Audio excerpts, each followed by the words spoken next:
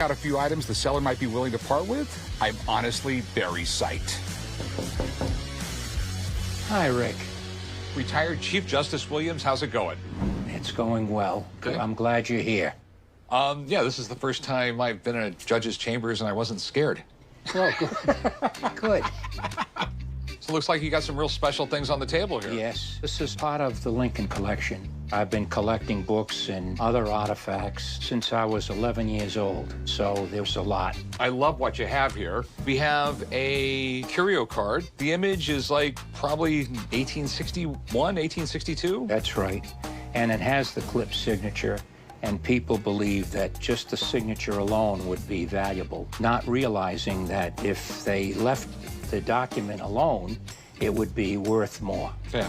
Now, this one right here is pretty incredible. This is a copy of the early photograph of him, correct? This is an early photograph done in 1860, before Lincoln was president. That is incredible. And that's the rare thing, because you can tell this is from the glass plate negative. These spots right here, Sure. that's because the plate wasn't prepared perfectly, but they never were prepared perfectly. But it's an amazing image of him. Now, this right here is probably the most incredible Lincoln thing I have ever seen. This is rare, very rare. That's a Leonard Volk bust. It is, from the original casting. In 1860, that's why it's beardless. That's worth a lot of money. Yes. That is amazing that you have that. These things just are not left in the public. I mean, museums have snatched all these up. This is exactly what Lincoln looked like, because it's a casting of his face. Leonard Volk was a really innovative sculptor at the time, and Lincoln agreed to be laid down on a table, have this plaster of Paris put over his face, straws stuck up his nose so he could breathe, and had to stay still for like a half hour without going insane. Yes. I couldn't do it. I would Yes. scratch my face off probably. So how much would you be willing to take for this? I think if I were to get somewhere like $50,000, I might do it. Okay. A little out of my price range. Yeah. Understood. And these two right here, how much did you want for? Well, the photograph, $2,500, and the clip signature is $2,000. Would you take $2,500 for the pair? No. I mean, the price you're asking is fair, but it's right around what I would get for them. So I'm going to thank you for an amazing day coming here. Okay, Rick, thank you for coming. I mean, this right here, it was worth the trip just to see the bust. Anytime.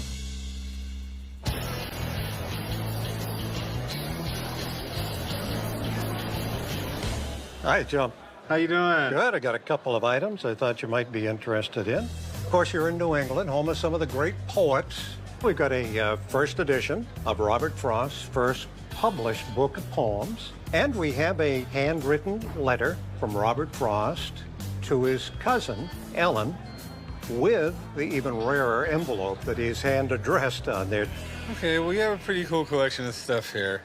Before Robert Frost moved to Europe, he really didn't have much success with writing. He was published in a few small journals or papers at the time, but it wasn't always like glamorous for him. I know he had other jobs such as farming. He was a farmer, a lecturer, kind of did whatever he had to do to make ends meet.